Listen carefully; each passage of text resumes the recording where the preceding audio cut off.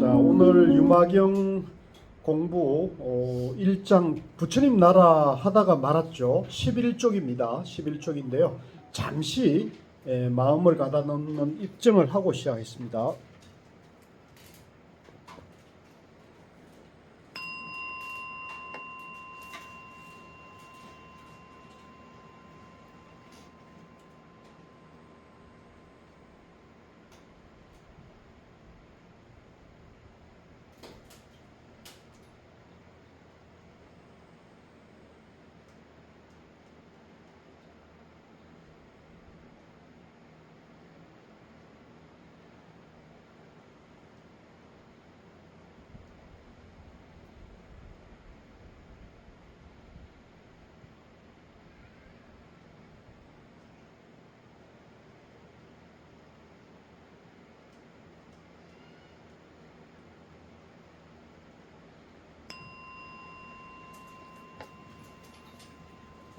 예, 시작했습니다.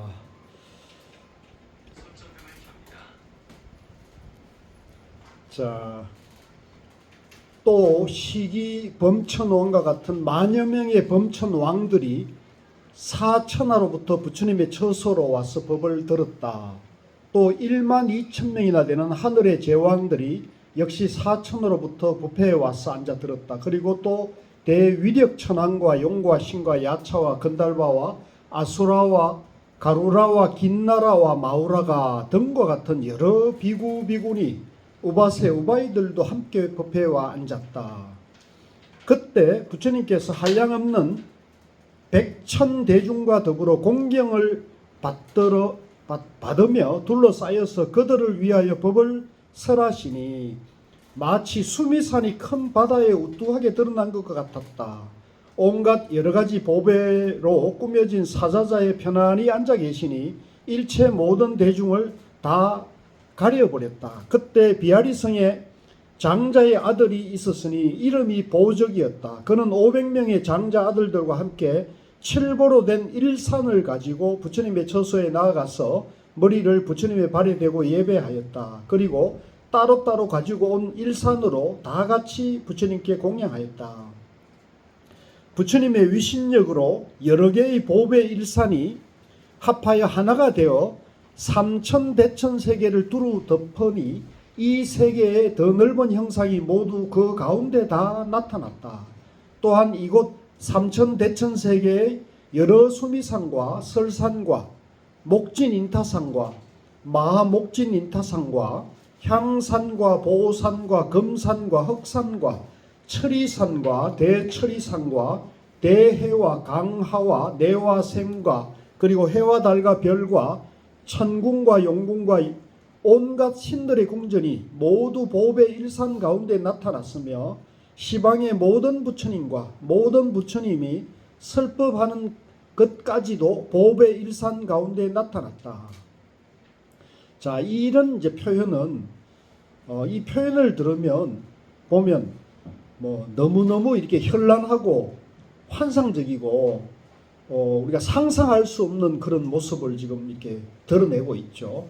그러니까 이 부처님을 설법할 때는 이런 우리가 눈에 보이는 모습, 눈에 보이지 않는 모든 존재들이 다 부처님 설법에 이제 귀를 기울이고 설법을 듣고자 한다는 걸 이렇게 묘사한 걸로 보면 돼요. 묘사. 실제 이렇다 이렇게 이제 우리가 얘기하기는 이제 좀 말하기엔 좀 여러 가지 좀 허황된 면이 있잖아요. 그러니까 그거는 이제 우리가 모든 유정무정 모든 생명이 있는 존재나 생명이 없는 존재나 모든 존재들이 부처님을 이제 예배하고 부처님 법문에 귀를 기울였다 이렇게 이제 보시면 됩니다. 그때 일체 대중이 부처님의 실력을 보고 일적이 본 적이 없는 처음 보는 일이라고 찬탄하며 합장하고 부처님께 예배하며 조난을 우러러보며 눈을 잠깐 또 떼지 않았다. 장자의 아들 보적이 곧 부처님 앞에서 개성으로 찬탄하였다.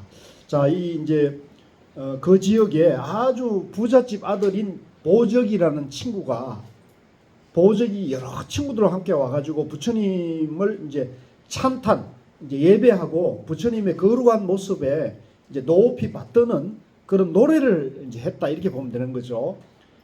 맑은 눈은 마치 푸른 연꽃 같고 마음은 텅 비어 모든 선정을 다 성취하셨네.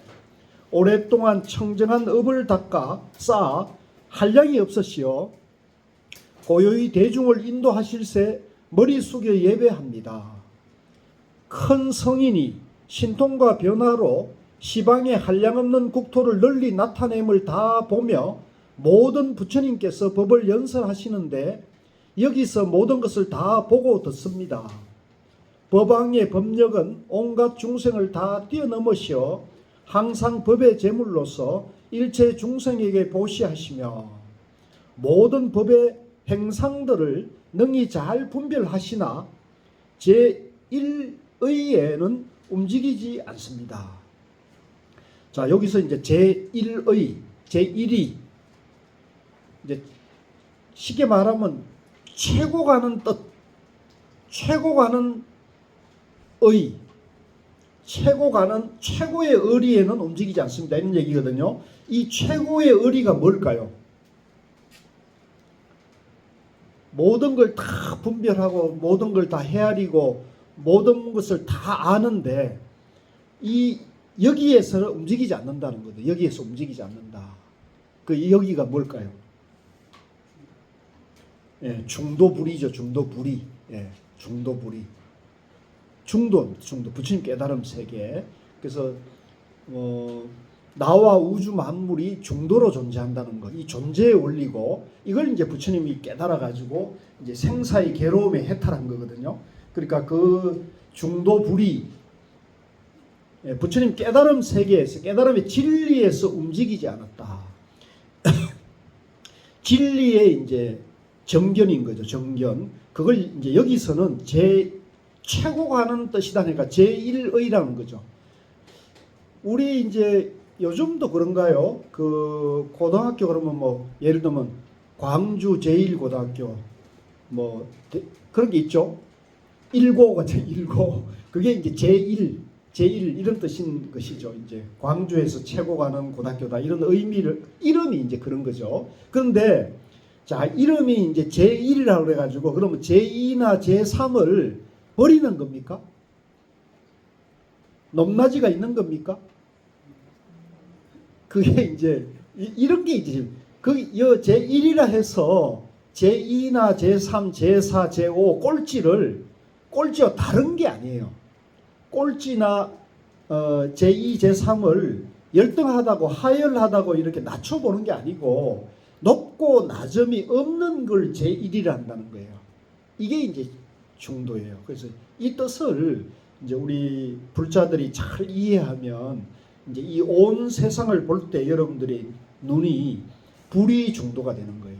불이 중도가 되면은 여러분들이 이제 나보다 잘 사는 사람 만나도 내가 열등의식이 없고 나보다 못한 사람 만나도 내가 우월의식이 없어. 그죠? 항상 여여한 마음으로 모든 사람들을 대할 수 있는 그런 평등한 마음, 평등심, 자비심이 나오는 거죠. 그걸 우리가 이제 정견이라고 그러고 이제 대자대비라고 하는 거죠. 대자대비. 이미 모든 법에 자유자재함을 얻으셨나니 그러므로 이러한 법의 왕께 머리 숙여 예배합니다. 이제 당시에는 이제 왕조 시대잖아요. 그죠? 절대 왕조 시대니까 왕이 이제 세속에서는 최고 가는 우두머리니까 이제 이 경에서는 법의 왕, 진리의 왕이라는 표현을 하는 거죠. 요즘 말로 말하면 이제 대통령 뭐 이런 뜻이겠죠. 그죠? 법의 최고 하는 그런 권력을 가진 사람 이런 뜻이겠죠. 자, 그 밑에가 이제 굉장히 재밌어요. 설법은 있지도 않고 또한 없지도 않으나 인연인 까닭에 모든 법이 생기며 나도 없고 지음도 없고 받는 자도 없나니 그 밑줄 거세요. 이런 뜻을 이제 우리가 이게 법을 지금 표현한 말이거든요. 그러니까 지금 저도 여기서 여러분들에게 이렇게 이 유마경을 이렇게 설명을 해설을 하고 있죠. 마찬가지로 부처님께서도 부처님 깨달은 마음을 깨달은 진리를 이제 설법을 한단 말이에요. 그런데 그 설법은 있는 게 아니에요. 만약에 설법이 있다고 하면 만약에 설법이 있다 그런다면 부처님도 있고 부처님 깨달음 진리도 있고 그러면 나도 있게 되잖아요. 그러면 나도 있게 되고 부처님 법도 있게 되고 진리도 있다 그러면 있다 없다 하는 양변 분별에 떨어진 거죠. 그러니까 여기서 설법은 있지도 않고 없지도 않다. 중도를 드러내고 있죠. 중도. 그러니까 설법은 진정한 설법은 중도를 설해야 된다는 거죠. 중도를. 법이 있다. 부처님이 있다. 깨달음이 있다. 진리가 있다. 이렇게 설하면 그건 설법이 아니다. 이런 뜻을 우리 이제 불자들이 정확히 이해하는 게 굉장히 중요해요. 이제 왕왕 보면 이제 우리 스승이 최고다. 그죠? 우리 스님이 최고다. 우리 절이 최고다. 이런 분들이 들어있죠. 그래가지고 아예 다른 스님들은 쳐다보지도 않고. 그러면 그건 불교입니까? 불교 아닙니까? 그거는 이제 세속적 시각으로 불교를 보는 거죠. 불교는 그런 게 아니에요. 불교는 이제 우리 스님, 남의 스님이 없는 거죠. 심지어는 불교는 불교다, 기독교다, 천주교다가 없는 게 불교예요. 그래서 오늘 이제 제가 카페 서강대학 교수를 지내셨던 길희성 교수님이라고 이제 기독교 집안에 태어나가지고 이제 모태 신앙으로 자랐는데 교회에 열심히 다니다가 이제 종교학을 공부를 하게 됐죠. 그래서 하버드에서도 하고 뭐 예일에서도 하고 석사 박사를 하고 이렇게 해서 이제 서울대에서도 교편을 잡고 서강대에서도 교편을 잡았는데 그분이 이제 기독교 전통에 있었지만 이제 이 참선 불교 중에서도 선을 만나서 이제 공부를 하면서 이분이 이제 불교와 기독교가 해통이 됐다 그러죠.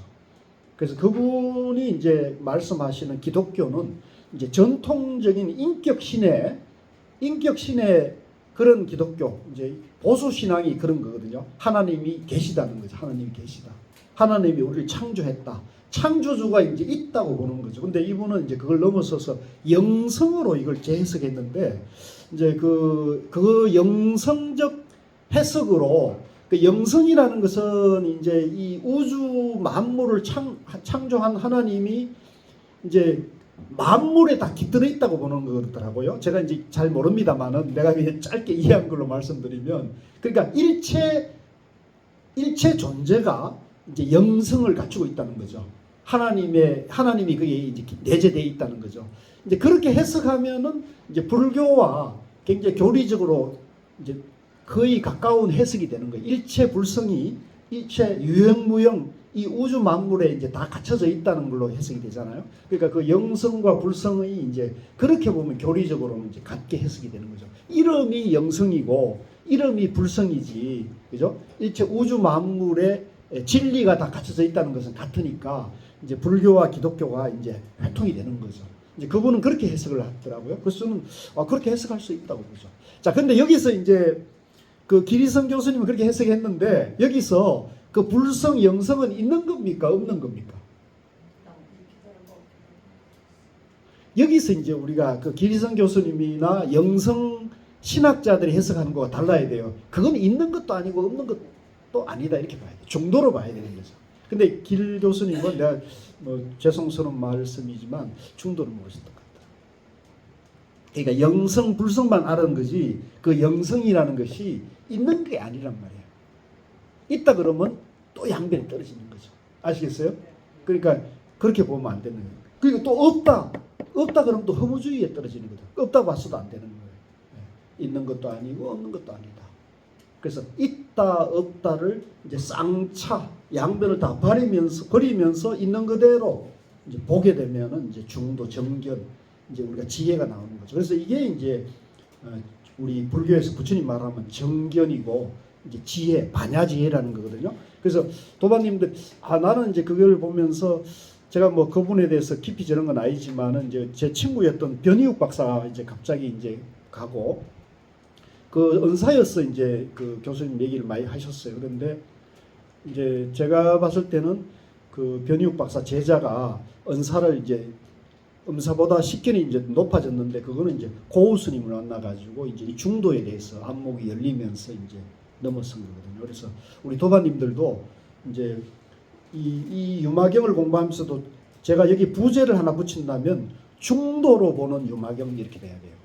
그래서 중도로 여러분들이 부처님 깨달음 세계인 중도에 눈을 뜨면은 이제 웬만한 그런 세계기 학자들보다도 여러분들의 안목이 더 깊어지고 또 넓어지면서 세상을 살아가는데도 여러분들이 이제 지혜로울 수가 있기 때문에 좋은 것이죠. 좋은 겁니까? 안 좋은 겁니까? 좋은지도 모르죠, 뭐 지금.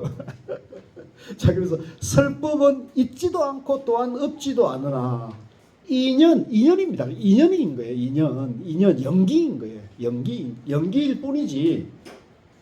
인연이기 때문에 모든 법이 생긴다는 거죠. 모든 만물이 생기는 거예요. 인연인 거예요.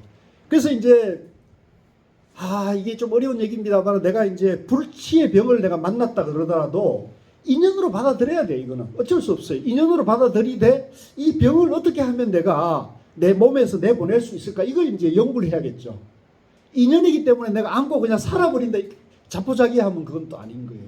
그러면 내가 삶의 의미가 없어지잖아요. 그 내 안에 이제 예를 들어 불치병을 내가 발견했어요. 그러면 이걸 내가 어떻게 하지? 가장 좋은 방법은 가장 이 방면의 전문의를 찾아가는 거예요. 나는 이제 다른 분들과 달리 절에 가서나 어디 뭐 설악산에 가서 기도를 열심히 하면 낫는다 이렇게 말하진 않습니다. 그렇게 낫는 분도 계시긴 하겠지만 나는 이제 우리 몸에 병이 들어오면 이제 이 방면의 최고의 전문의를 찾아가는 게 나는 좋다고 봐요.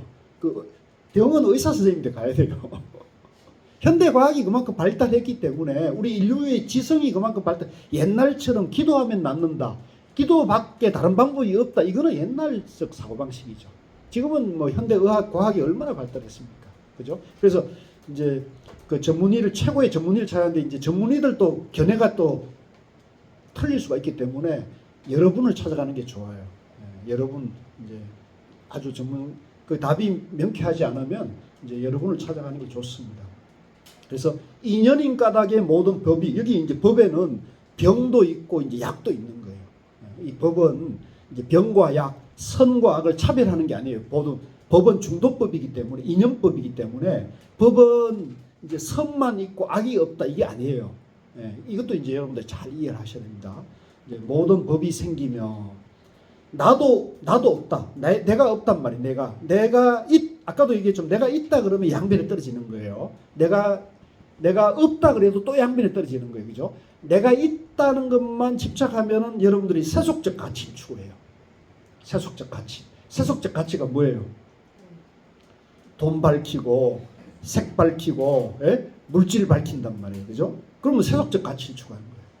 또 반대로 내가 없다고 또 양변에 또 떨어지면 그런 사람은 허무주의자가 되는 거예요. 그래서 이제 나는 자연인이다 그래가지고 산에 가서 이제 혼자 이제 자유롭게 사는 게 이제 진리고 도를 닦는 것이냐 착각을 하는 거예요. 그거는 이제 착각이죠. 그거는 허무주의에 떨어진 거예요. 그래서 이 불교는 이제 허무주의도 아니고 이제 세속주의도 아니에요. 세속에 가서는 누구보다 지혜롭게 돈을 잘 벌 수 있고 돈을 잘 벌어도 돈에 집착하지 않고 돈을 잘 쓰는 사람. 그죠? 또 산에 가서 또 절에 가서 돌을 닦을 때는 누구 못지않게 돌을 잘 닦으면서도 세속에 사는 그 어려운 사람들을 잘 자비로서 연민할 수 있는 사람이 되는 거죠. 그렇게 되는 거예요. 그게 중도인 거예요. 어느 한쪽의 일면을 극단을 오락가락해서는 안 돼요. 그렇게 해서는 모든 것에서 이제 갈등이 생기고 고통이 따라오거든요. 그래서 여기서 이제 나도 없고 내가 없으니까 뭐예요? 짓는 게 없는 거예요. 업이 없는 거예요. 내가 있으면 업이 있잖아요. 내라는 게 없다고 생각하면은 이제 무하니까 연기만 있죠. 연기만. 지음도 없고 지은 게 없으니까 받는 것도 없다는 거죠. 그래서 요 세 줄 있죠. 요 세 줄을 여러분들이 표시를 해두시고 그걸 이제 늘 보시면서 뜻이 마음이 읽으면서 마음이 확 통해야 돼요. 그렇지 않고 이게 무슨 뜻이지? 이게 딱 설법은 있지도 않고 없지도 이게 무슨 뜻이지? 이렇게 하면 여러분들이 아직 내가 지금 공부가 아직도 정립이 안 됐구나 이렇게 보셔야 돼요. 그러면 정립이 안 되면 어떻게 해야 되느냐? 이제 저하고 계속 중도 공부를 해야죠. 다른 방법이 없어요. 근데 우리나라에서 매우 안타깝게도 우리나라뿐만 아니라 전 세계 불교에서 이 불교를 중도로 이걸 해석하고 중도로 공부하는 데가 거의 없어요. 이게 참 안타까운 일이에요. 이게 전부 그냥 교리로만 뭐 팔정도, 그 사성제, 이렇게 삼법인 이렇게 교리로만 접근하지 이걸 중도 원리로 접근하는 곳이 참 안타깝게도 없어요. 그게 이제 저도 가슴 아프고 마음이 좀 애달픈데, 이제 그렇더라도 이제 우리가 세상이나 불교를 원망하지 마시고 내가 그러면 어떻게 해서 이걸 뜻을 밝힐 것인가 이제 계속 자기가 노력을 해서 정진을 하시면 이제 고진감래라고 여러분들이 이제 그런 법의 진리의 기쁨을 또 맛볼 날이 멀지 않았습니다. 그래서 요 유마경 끝날 때는 요 대목을 여러분들 다시 보실 때 뜻이 그냥 읽으면 뜻이 탁 통해가지고 마음이 환하게 밝아져야 돼요. 지금 이거 보고 마음이 환하게 밝아지는 분도 있을걸요? 없어요? 없으면 이게 강사를 잘못 만났는데 이거. 자, 넘어가겠습니다. 14쪽입니다. 자, 거기 보세요. 첫번에 선과 악의 업은 또한 없지 않도다. 그러니까 무아라 그래서 무상이라 그래서 아무도 없느냐, 중도라 그래서 아무도 없는, 그게 아니라는 거죠. 없는 게 또 아니란 말이죠. 그래서 어떤 사람이 있다 그러면 우리가 법을 드러낼 때 우리는 없다고 얘기를 해줘야 되는 거예요. 그래서 되게 선문답이라는 게 규칙이 그렇습니다. 와서 진리가 뭡니까? 이렇게 말하면 그 묻는 사람은 진리가 있다고 생각하는 사람이잖아요. 그러니까 진리란 없어 이렇게 얘기를 해줘야 되는 거예요. 그 사람은 지금 있다는 양변에 빠져 있는 사람이니까 진리는 없어 이렇게 얘기를 해준다는 거죠. 무아야 이렇게 얘기를 해주는 거죠. 그러니까 이제 선행을 해야죠. 그러면 이제 이 사람은 선과 악이 있고 선은 옳은 것이고 바른 것이고 악은 잘못된 것이다는 분별심을 가지고 있는 거잖아요. 그러면 이제 선에 집착하지 마시오 이렇게 얘기를 해줘야 되는 거죠. 그러면 이제 선악을 보되 선은 옳은 거니까 집착을 하고 악은 잘못된 것이니까 미워하게 되면 그 선과 악이 있고 선과 악을 내가 내 마음속에서 좋아하고 미워하는 감정이 내가 있잖아요. 그럼 내 마음이 이제 미워하고 좋아하는 마음이 계속 이렇게 살아 움직이게 되면 내 마음이 좋았다가 나빴다가 좋았다가 이렇게 계속 이제 행복과 불행이 이제 반복되는 거죠. 그래서 이걸 이제 우리가 불교에서는 이걸 끊어서 이제 행복과 불행이 반복되는 상대분별, 이제 이원론적인 이제 이분법적인 그런 가치관을 끊어서 불이 중도에 이제 정견을 세워야 되는 거거든요. 그러니까 선과 악이 둘이 아니다. 사랑과 미움이 둘이 아니다. 이제 이렇게 보게 되면은 이제 절대 사랑, 절대 선의 이제 세계가 열리는 거예요. 절대 선의 세계는 이제 선과 악의 양변을 초월한 모든 것이 선이다 이렇게 보는 거예요. 같이 봅시다. 절대 선. 선과 악을 초월하면 절대 선이 된다. 불교는 절대 선을 말하는 거예요. 그죠? 선이다 악이다를 나누어 가지고 선을 행하라 이런 게 아니라는 거죠. 예. 이제 방편으로 이제 하근기에게는, 그러니까 유치원생이나 초등학생들인데는 그렇게 가르쳐야겠죠. 왜냐하면 이제 인식이 거기 이해를 못하니까 그 사람에게 선과 악을 버려야 한다 이런 얘기를 하면 못 알아듣잖아요. 그러니까 그 사람들에게는 이제 선을 행하고 악을 멀리해라 이렇게 얘기를 해주지만 대학생이나 대학원생 눈높이가 높아진 공부 인식이 깊어진 사람에게는 선에도 집착하지 않고 악을 미워하지 마라. 예.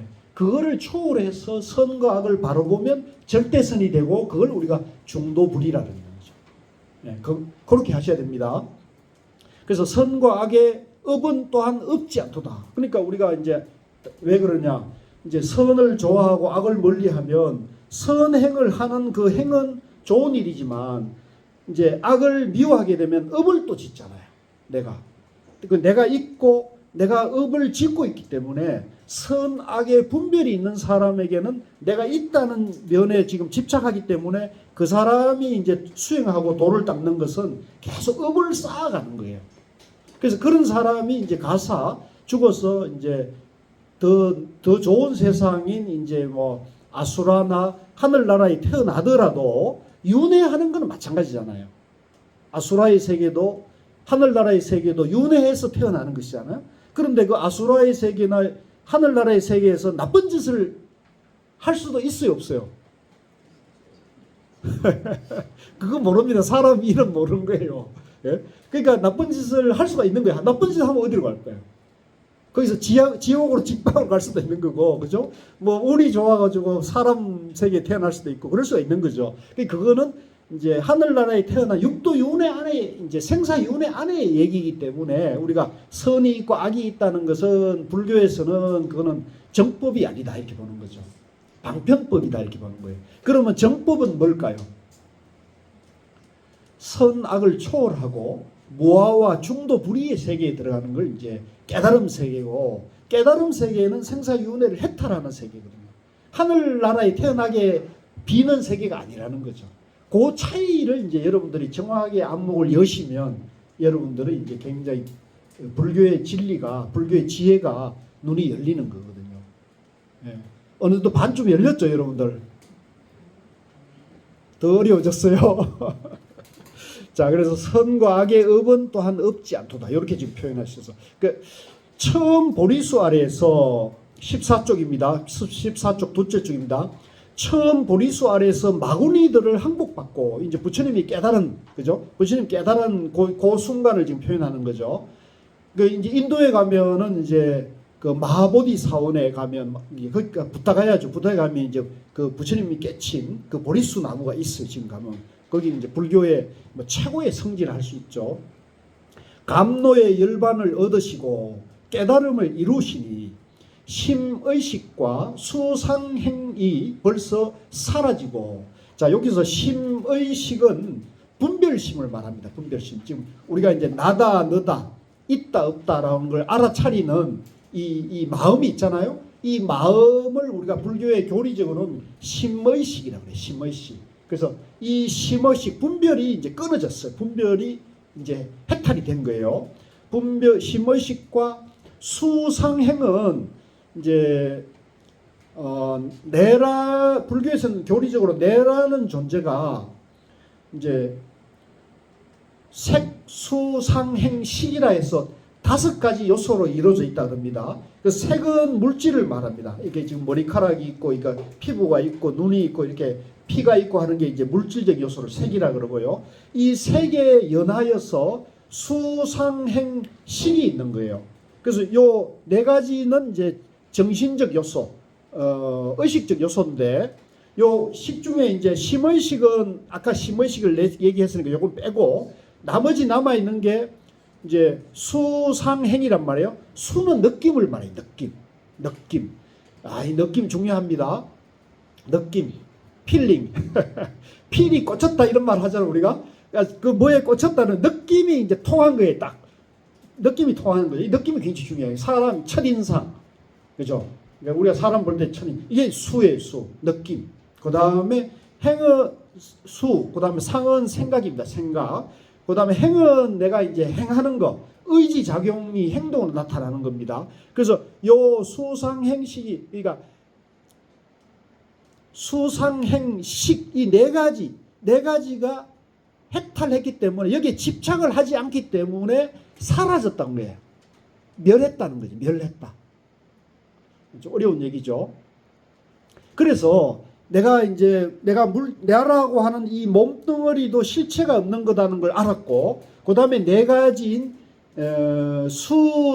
수상행식도 식에서 나라고 하는 집착하는 것이 내가 없어졌어요. 해탈이 된 거예요. 그러면 이제 사라져가지고 모든 외도가 누굽니까? 남자들이 외도하는 겁니까? 여기서 이제 불교에서 경전에서 외도 그러면 부처님 가르침 이외의 가르침을 외도라 그래요.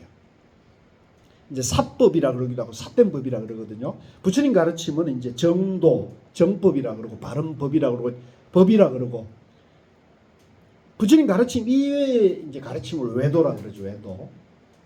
자, 그런데 자 보세요. 우리 아까 이제 기리성 교수님께서 이제 불교와 기독교와 이제 도교와 이제 동학과 이런 것이 전부 회통을 했다, 하나다 이렇게 보셨다 그래요. 자, 그러면 불교와 외도가 하나다 이렇게 얘기했다는 거예요.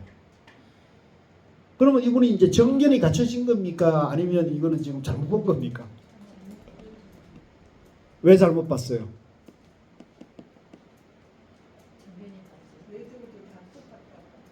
외도하고 똑같다 그랬으니까. 예. 이게 정견이 갖춰진 것이다라고 하는 분은 왜 이게 정견이 갖춰진 말씀입니까? 기리성 교수님 말씀이.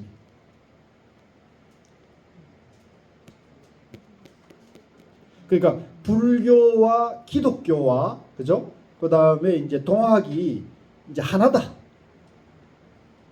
라고 보는 게 부처님 가르침일까요? 모든 사람이 불성이 있으니까 네. 종교에 상관없이 네. 각각의 모든 사람들도 네. 본래 부처의 마음을 갖고 있어서 네. 하나라고 볼수 있을 것 같아요. 이제 그거는 이제 불교의 입장에서 그러는데 그 얘기를 기독교를 여기 지금 성당에 다니는 분이 여러 분 오셨는데 이제 우리 저 마테오 거사님은 어떻게 생각하십니까? 그동안 공부한 것을 한번 종합 정리하는 의미에서 불교와 천주교가 같은 겁니까? 유마거사의 침묵을 지금 말씀하시네요.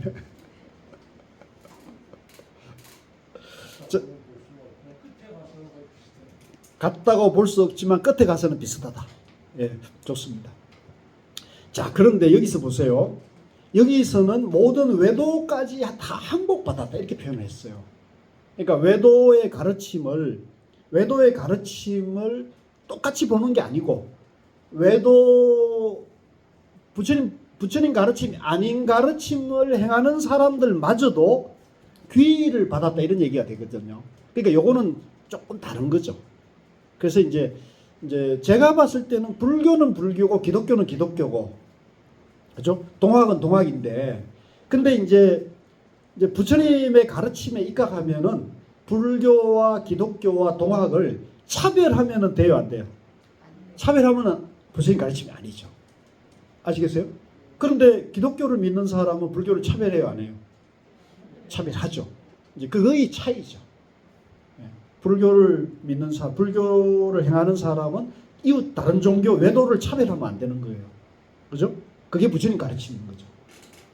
그래서 이 뜻을 이제 외도라는 분들이 내가 차별받는 게 아니고 부처님은 나를 존중한다는 마음을 통해 가지고 나도 부처님을 존중한다 이렇게 되면 귀의를 받을 수 있겠죠. 그 차이가 미세한 차이지만 굉장히 중요한 차이겠죠. 그래서 그 얘기를 하는 거다. 그래서 요거는 이제 계속 나오니까 우리가 요 얘기는 뒤에 가면은 집중적으로 얘기할 때가 있어요. 대천세계의 법륜을 3번 굴리시니 그 법륜, 자 여기 법륜이라는 것은 이제 부처님이 깨달은 진리, 중도의 진리를 이제 널리 전하는 걸 이제 법륜을 진리의 수레바퀴를 굴린다 그랬어요. 옛날에는 수레가 이제 많은 사람들을 실어 날랐기 때문에 그죠? 이제 힘듦 없이 실어 날랐기 때문에 수레가 이제 진리를 전하는 이제 표현으로 많이 나타나는 거예요. 요즘은 이제 이거 진리의 수레바퀴 그리고는 진리의 제트기 뭐 이렇게 얘기를 해요. 진리의 유튜버 그죠? 진리의 디지털 이렇게 돼야 되죠. 요즘은 이제 시대가 완전히 바뀌었잖아요. 그러니까 이런 것도 표현할 때 이제 좀 더 시대에 맞는 표현들이 나올 수 있는 거예요. 그 법륜은 항상 청정함이라. 이게 중요한 거예요.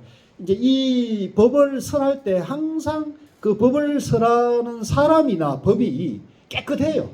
그러니까 더럽고 깨끗하지 않다는 얘기는 이제 더럽다 깨끗하는 이 문법의 깨끗함을 말하는 게 아니고 더럽고 깨끗함을 초월한 깨끗함 이렇게 봐야 돼요.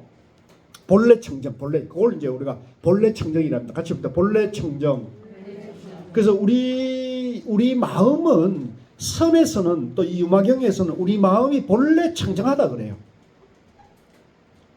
우리 마음이 본래 청정한데 여러분 지금 마음은 여러분 청정합니까? 지저분합니까? 예? 아직 청정하지 않죠. 그래서 우리 이 유마경에서나 선에서는 우리 마음이 본래 청정한데 지금 우리가 세속 삶을 살면서 우리 마음이 이제 얼룩절룩 어둡고 찜찜하고 이게 묻어 있단 말이에요. 이것을 이제 닦아서 비워가지고 본래 청정으로 돌아가는 게 수행이라는 거예요. 수행. 예. 그러니까 이 지금 우리 여기서 유마경 공부하는 것도 우리 마음이 본래 청정한 것을 알아서 우리 마음이 본래 청정한 그 자리로 돌아가는 공부인 거예요. 그렇게 아셔야 돼요. 이게 뭔가 먼 세계를 가는 게 아니에요. 내 마음 속을 깊이 들어가서 본래 그 깨끗한 마음으로 귀의하는 거다. 이렇게 보시면 돼요. 이게 우리 공부한다는 게 멀리 가는 게 아니다. 내 마음을 보는 거다. 이렇게 보셔야 되는 거죠. 그래서 하늘나라의 신과 사람들이 자, 요 천신은 뭐냐면 아까 제가 하늘나라 육도윤회 하면 최고 높은 세계가 하늘나라잖아요. 하늘나라에 사는 존재들을 천신이라고 그러죠. 천신과 사람들이 도를 얻어 깨닫게 되니 삼보가 이로부터 세간에 나타납니다. 삼보는 이제 부처님과 부처님의 깨달은 진리와 부처님의 가르침을 따르는 수행자들이었죠. 성가라고 그러죠. 그걸 세 가지 보물이라고 그러죠.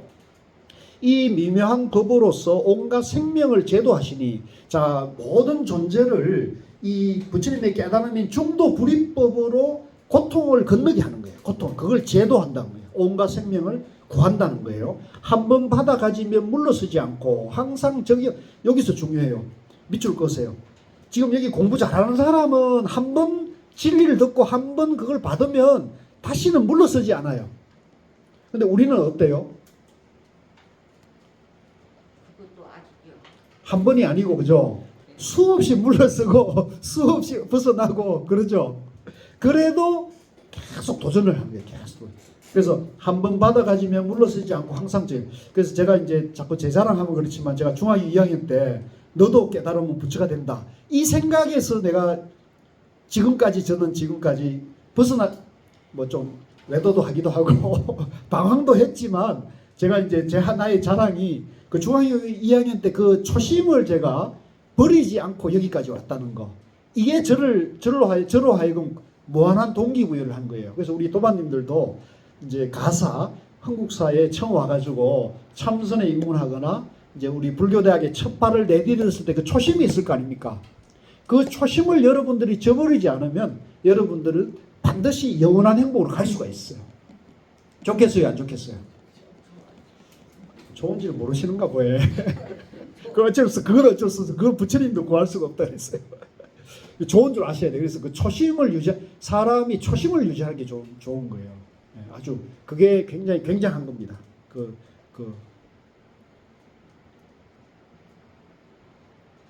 늙고 병들고 죽는 것을 해결하시는 큰 의왕이시니 이제 부처님이 깨달았어, 그죠? 열반을 성취해서 이제 생로병사의 고통을 해결하셨잖아요. 그래서 여기서 지금 의왕은 이제 의술의 왕이라는 뜻인데 부처님이 이제 뭐 그 의사였다 이런 뜻이 아니고 요거는 이제 오해하시면 안 되고요. 이제 마음의 고통으로부터 이제 해결해 주는 그런 진리의 최고되는 분이다 해서 이제 의왕으로 표현하는 거예요. 법의 바다 가없는 공덕에 마땅히 예경을 합니다. 이제 우리가 불교를 이제 부처님의 진리를 바다에다 비유를 많이 합니다. 그래서 법의 바다, 또 해인사 그러면 이제 바다에 이제 진리의 도장이 찍혀 있다 이런 표현을 쓰는데 이제 이 바다가 이 세상의 모든 물이란 물은 다 바다로 흘러내려가잖아요. 그래서 바다는 어떤 것을 차별합니까? 안 합니까? 바다는 이제 맑은 물, 더러운 물을 해고염수까지 차별하지 않아요. 이게 이제 진리의 바다이거든요. 그래서 이 바다가 이제 부처님의 가르침은 어떤 차별이 없고 어떤 것을 버리지 않고 하기 때문에 모든 걸 포용하는 중도의 바다가 되는 거죠. 뜻이 깊죠? 그래서 여러분들 바다 가면은 내가 부처님 바다에 왔다 이렇게 마음을 품어야 돼요. 여러분들 바다를 좋아하셔야 돼요. 비방과 칭찬에 움직이지 않는 것이 자 이것도 밑줄 그으세요. 이것도 뭐 아주 간단한 진리 같지만 간단한 말씀 같지만은 비방과 칭찬에 내 마음이 움직이지 않아요. 예. 여러분들이 만약에 이제 같이 공부를 해가지고 누가 나를 비방해도 내 마음이 안 흔들리고 누가 나를 막 아부를 해도 내 마음이 흔들리지 않는 정도가 되면 여러분들은 정결이 섰다 이렇게 볼 수 있는 거예요. 딱 기준이 그래 돼요. 여러분들 누가 여러분들 욕해도 마음이 안 흔들리세요? 그 욕하는 사람을 평상심으로 연민하는 마음으로 볼 수 있어요? 이제 여러분들이 제가 좀 우스갯소리하죠. 여러분들이 저하고 공부를 했는데 내가 어디 가도 나를 비난하는 사람을 내가 원망하지 않고 연민하는 마음으로 보게 되더라 하면 내가 중요 교수하고 같이 공부했다 이런 말을 해도 되고, 어디 갔는데 막 누가 나를 욕하고 이러는데 내가 화가 나더라, 나는 중요 교수하고 같이 공부했다 이런 말을 하면 되겠어요, 안 되겠어요? 그러면 자기도 욕배이고 남도 욕배이네. 중요 교수도 욕배이는 거라는 거죠. 아시겠어요? 그래서 제가 이제 이 강의 끝날 때쯤 시험을 보려고 그래요. 시험을 봐가지고 80점 이상 통과하는 분은 수료증을 드리고, 통과 안 하는 분은 내가 수료증을 안 주려고 그러죠. 왜 그렇게 했어요? 예? 공부를 제대로 했나 안 했나를 자, 웃자고 하는 얘기고요. 그래서 제가 지금 여러 가지 고민이 많습니다. 비방과 칭찬에 움직이지 않는 것. 그러니까 비방, 이제 욕이다 칭찬이다를 분별하지 않아야 된다. 분별하지 않을 수 있는 것. 그죠? 둘이다. 욕과 비방이 둘이 아니다. 그러니까 이거 자꾸 훈련하셔야 돼요, 여러분들. 여러분 일상생활에서 훈련을 하셔야 돼요. 그냥 여기서 와서 그냥 중요 교수 유마경 강의를 듣고 흥국사 나가는 순간에 다 잊어버리지 마시고, 이걸 새겨가지고 집에 가서 우선 남편하고 자식들하고 뭐 남편이 뭐라고 한 소리 하더라도, 예? 그게 거기서 막 속이 부르르 끓고 막 설거지를 막 집어던지고 횡주를 집어던지고 이러지 마시고, 아 저게 참 저 불쌍한 사람이 참 저렇게 어쩔 수 없이 나니까 같이 살고 있구나, 이렇게 연민으로 대할 수 있어야 됩니다. 연민으로 대할 수 있어야 됩니다. 그러면 어느 날 남편이 확 변할 거예요. 확. 아, 내가 부처님하고 같이 살고 있었구나, 이렇게 되는 거예요. 그래서 비방과 칭찬에 움직이지 않는 것이 수미상과 같고, 선한 사람, 악한 사람 평등하게 자비로서 대하니. 나왔죠, 이게. 선한 사람, 악한 사람, 날 욕하는 사람, 날 칭찬하는 사람을 자비로서 평등하게 대해야 되는 거죠. 이게 부처님의 지혜이다. 마음과 행동이 평등하여 흥과 같아라. 사람 중에 보배를 듣고 그 누가 공경하여 받들지 않으려. 그러니까 이런 진리를 설하는 분을 우리가 부처님이잖아요. 그건 사람 중에 보배와 같다, 보물과 같다, 이렇게 하는 거죠. 지금 이 작은 일산으로 세종께 받들어 올리나니 그 가운데 우리가 사는 삼천대천 세계도 나타나며 온갖 하늘과 영과 신들이 사는 궁전도 나타나며 건달바와 야차도 나타납니다. 그러니까 지금 우리가 사는 세계는 이제 부처님도 있고 보살도 있고 마군이 있고 야차도 있고 수많은 이제 존재들과 같이 사는 것이죠. 세간에 있는 모든 것을 다 볼 수 있는 것은 부처님이 연민으로 이런 변화를 나타낸 것입니다. 연민. 이 연민이 참 좋은 거예요. 대중은 희유함을 보고 모두 부처님을 찬탄하니 지금 저 3계 어른님들께 머릿속에 예배합니다. 자, 여기 3계는 이제 욕망의 세계, 물질의 세계, 정신의 세계, 이렇게 보시면 됩니다. 우리 마음속에 이런 게 다 갖춰져 있는 거예요. 우리 마음속에도 이런 세계가 있어요. 큰 성인 법의 왕은 중생들의 귀의할 바라. 청정한 마음으로 부처님을 받고 모두 기뻐하라. 자, 우리가 이제 세상살이가 너무너무 힘들고 고통스럽고 앞이 안 보이고 죽을 것 같을 때, 그래도 이런 네가 부처다, 네 마음속에 모든 지혜가 있다, 이런 얘기를 해주는 분이 부처님이잖아요. 그러니까 부처님에게 우리가 귀의하면은 우리의 고통을 벗어날 수 있는 길을 부처님이 알려준다는 거죠. 각자가 세존을 뵙되, 세존이라는 것은 이제 세상의 존귀한 분을 세존이라고 그랬죠. 그런데 우리가 이제 세존의 법문을 들어서 우리가 정견을 갖추면 석가모니 부처님만 세존이 아니라 나도 세존이고 여러분들도 세존이고 교회에 다니는 분들도 세존이고 성당에 다니는 분들도 세존이 되는 거예요. 그게 부처님 가르침이에요. 아시겠어요? 네. 우리 마테오 거사님도 세존인 거예요. 부처님 가르침을 이해하면. 아시겠어요? 이게 중요한 거죠. 각자가 세존을 뵙되 눈앞에 있는 듯이다. 그러니까 우리가 세존이 부처님이 우리 흥국사 법당에만 부처님이 있는 게 아니고 집에 같이 사는 남편도 부처님으로 보여야 되고 또 이웃집에 막 꽝꽝거리면서 천간 소음을 일으키는 분들도 부처님으로 볼 수 있어야 된다는 거죠. 가능할까요? 이게 참 어렵죠. 그죠? 어렵죠. 그렇지만 이제 그렇게 마음을 쓰는 훈련을 하면은 어느 순간에 여러분들이 천간 소음이 별 문제 없네 이렇게 될 수가 있는 거죠. 이웃집 개 짖는 게 어느 날은 듣기 싫었지만 짜증나고 화가 났지만 그게 그냥 저 부처님이 지금 짖고 있네 이렇게 얘기할 수 있어요. 한번 한 생각을 돌이켜 보세요. 한 생각 한번 돌이켜 보세요. 그러면 여러분들 마음이 청정해지고 편안해지는 거예요. 누가 좋겠어요? 누가 좋은지도 모르죠. 본인이 좋습니다.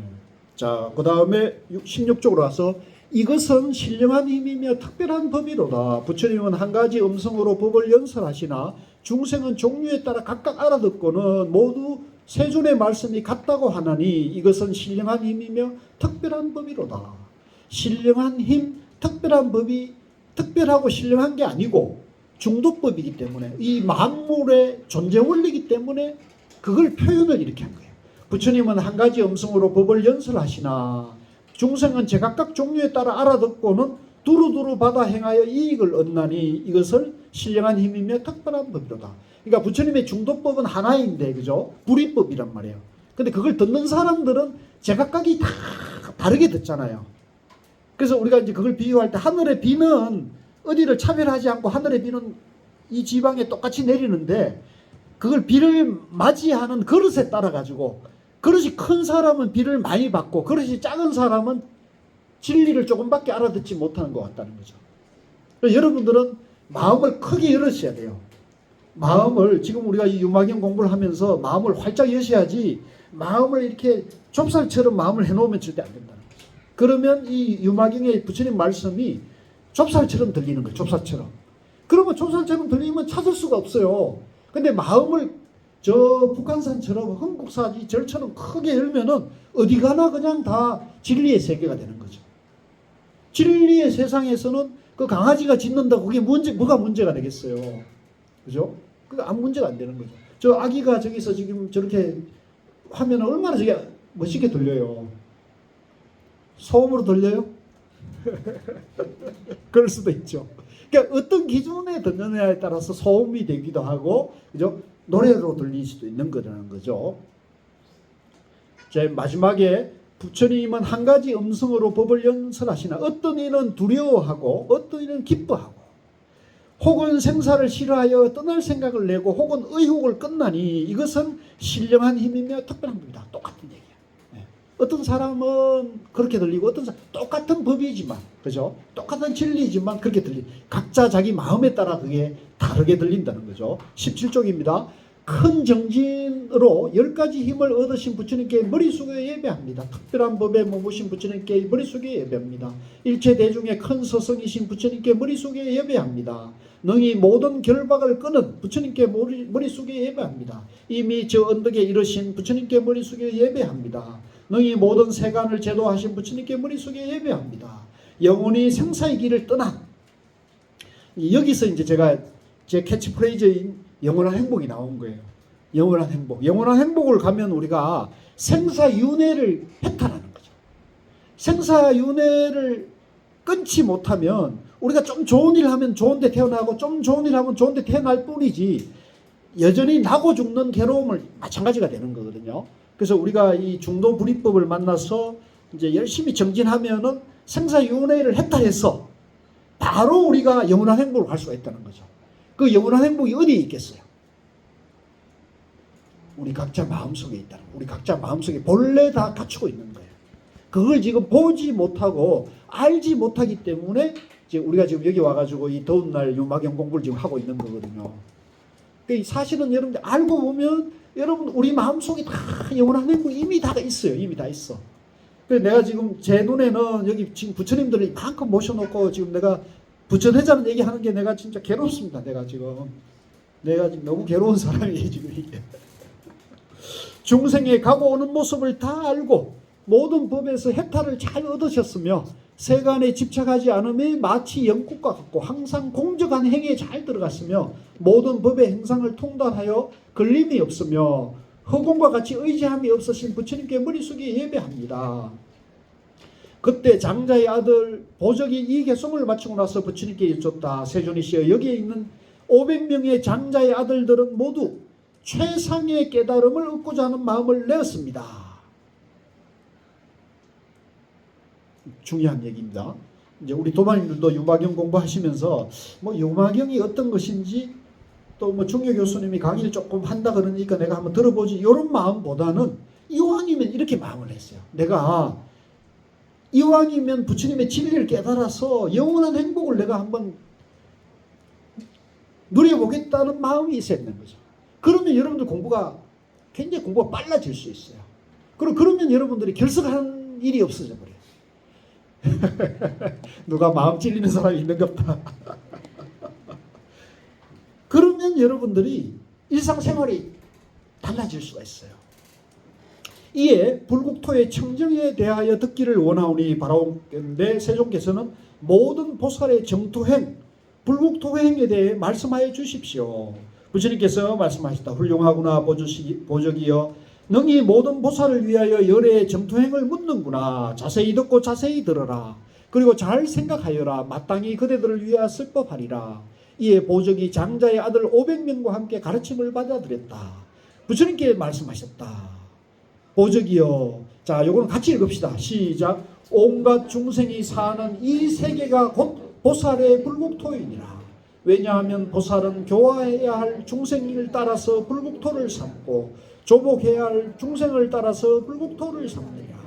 모든 중생이 반드시 어떤 국토로서 부처의 지혜에 들어가는가에 따라서 불국토를 삼으며 모든 중생이 반드시 어떤 국토로서 보살의 근본을 일으키는가에 따라서 불국토를 삼느니라.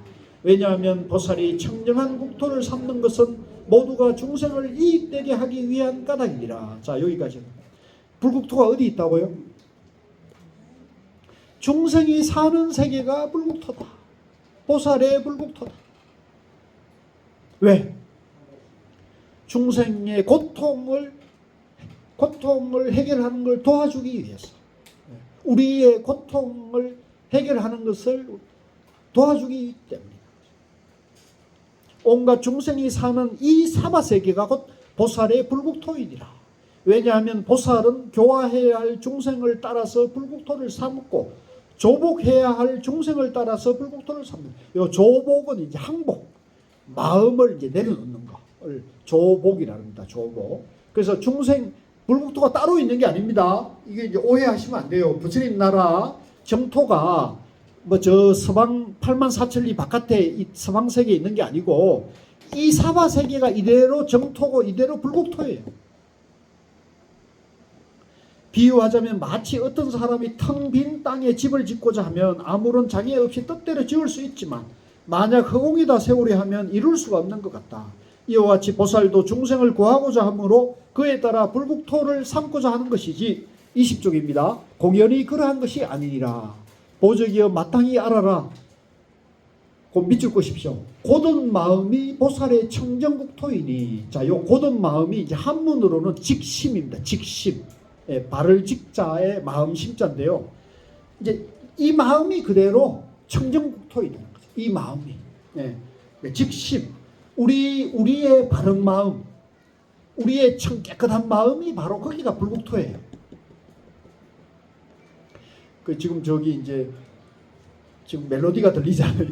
휴대폰 소리가 막 들리면 이제 저걸 이제 짜증으로 받아들일 수도 있지만은 내 마음이 깨끗하고 청정하고 양면을 여의고 있으면 그냥 멜로디로 받아들일 수가 있는 거죠. 예. 아, 무슨 이제 우리 저 거사님은 저 보살님하고 같이 사는데 그 두 분만 사는데 보살님이 병이 계셔가지고 거동을 잘 못하신대요. 그래서 여기 오시는 것도 정말 귀한 시간 내서 오시는 거예요. 그래서 항상 전화를 열어놔야 돼요. 왜? SOS가 언제 올지 모르잖아요. 그러니까 우리가 저런 마음을 이해하면 충분히 이해할 수 있겠죠. 공부하는데 좀 핸드폰 꺼놓고 하시지 이렇게도 있지만 저분에게는 가장 소중한 존재가 누구예요? 보살님이잖아요. 저분에게는 보살님이 부처님이기 때문에 우리가 그걸 이해를 해야 돼요. 아시겠죠? 네, 그렇게 받아들이면 문제될 게 없어요. 그래서 자 밑으로 내려와서 고든 마음이 보살의 청정국토이니 보살이 승부를 할 때 아첨하지 않는 중생이 그 나라에 태어나느니라. 깊은 마음이 보살의 청정한 국토이니 보살이 승부를 할 때 공덕을 갖춘 중생들이 그 나라에 와서 태어납니다. 보리심이 보살의 청정한, 자, 요 보리심은 이제 깨달음의 마음을 말하거든요. 깨달음의 마음은 내가 부처님의 깨달음, 부처님의 진리의 말씀을 듣고 나도 깨달아야겠지 이렇게 마음을 내는 걸 우리가 보리심이라 그래요. 같이 봅니다. 보리심. 그 보리심이 바로 보살의 청정한 깨끗한 국토다. 보살이 승부를 할 때 대성 중생이 그 나라에 와서 태어나느니라. 보시가 보살의 청정한 국토이니, 자 보시 여기 이것도 굉장히 중요해요. 이제 우리가 보통 보살행을 하면 육바라밀을 닦는다 그러거든요. 육바라밀 중에 보시가 맨 앞에 있어요. 보시는 뭐냐면 남을 돕는 거예요. 남을 돕는데 그게 이제 물질로 돕는 경우가 많고 정신적으로 도울 수 있죠. 그죠? 그래서 우리가 이제 보시를 잘하면은 그 사람은 이제 복이 많은 사람이고 보살심을 갖춘 사람이다 이런 얘기를 하거든요. 그래서 보시가 보살의 청정한 국토이니 보살이 승부를 할 때 능히 일체를 제공하는 중생이 그 나라에 와서 태어나느니라. 지계, 계율을 지키는 거죠. 지계가 보살의 청정한 국토이니 보살이 승부를 할 때 10가지 선을 행하기를 발언하는 중생이 나라에 와서 태어나느니라. 인욕이 청정한 국토이니 정진이 청정한 국토이니 선정은 이제 삼매를 말합니다. 삼매. 인욕은 참는 걸 말하고요. 정진은 지금 우리처럼 이렇게 공부 열심히 하고 나바오 열심히 하는 거를 빼먹지 않고 하는 걸 정진이라고 해요. 정진. 네. 그래서 우리 서청 우리 이제 가수라 그래야 되나 뭐라 그랬나? 명창. 예. 그 우리 서청 우리 명창께서도 30년 넘게 이 창을 하셨다는 거거든요. 그러니까 이게 우리가 이제 이런 거를 게을러 버리면 한번 게으름이 오면요 공부가 탁 끊어져 버린다고요. 그런 것이 공부거든요. 그러니까 우리가 게으르면 안 돼요. 그래서 부처님은 게으름을 가장 경청하셨어요. 부처님이 가장 죄악시하고 부처님이 가장 야단친 분이 누구냐면 살인치고 도둑질한 게 아니고 게으른 사람을 가장 경청했어요. 왜? 게으르면 자기가 해탈할 수가 없어요. 게으르면 지옥에서 벗어날 수가 없어요. 그래서 그걸 정진이라고 그러고요. 선정은 이제 우리가 삼매를 말합니다. 삼매는 뭐냐면 중도의 마음이 삼매예요. 중도의 마음. 중도의 마음이 완성된 게 삼매, 선정이에요. 자, 그 다음에 21쪽으로 가면 지혜가 보살의 정정국토이니 이제 마지막에 지혜가 나왔어요. 자, 요게 이제 재밌는데요. 대성보살 사상에서는 이제 보시에서 시작해가지고 지혜로 이제 완성을 하는 얘기라면 반대로 부처님께서는 이제 중도가 8정도라 그래가지고 8가지 가르침할 때 정견을 많이 했었죠. 그죠?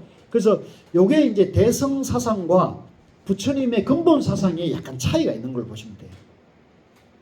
이제 어느 것이 낮다, 우월하다, 열등하다 이렇게 보지 마시고 우리가 이제 부처님의 근본 가르침은 이제 중도 8정도로 봐야 되는 거고요. 대성에 와서는 이제 육바라밀을 얘기하는 거예요. 자리이타, 육바라밀 얘기하는데 그런 차이를 여러분들이 잘 아시면 이제 여러분들이 공부가 또 깊어져요. 그래서 제가 이제 하루는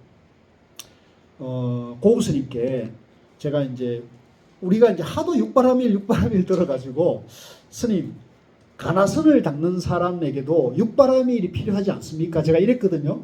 그랬더니 고우스님이 고개를 이렇게 흔드시면서 고개를 이렇게 흔드셨어요. 왜 고우스님께서 육바라밀 닦는 걸 가나선 수행자는 육바라밀 닦는 것을 말씀하지 않았는가? 라는 것은 숙제입니다. 이런 재미, 강사 이런 재미도 있어야지. 이러면 다음에 아무도 안 오는 거 아닌가? 숙제가 뭐라고요?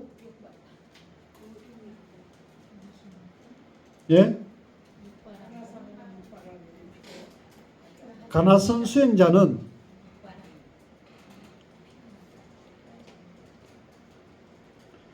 육바라밀을 각각 닦지 않는다. 그렇게 각각 닦지 않는다. 왜 그런가? 이걸 알아오는 걸 다음 주까지 숙제를 하겠습니다.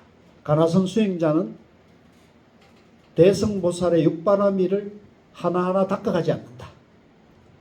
자, 그래서 이건 마지막 쳐야 되는데 조금 분량이 많네요. 아유, 좀 쉬었다 하겠습니다. 예, 좀 쉬시하겠습니다.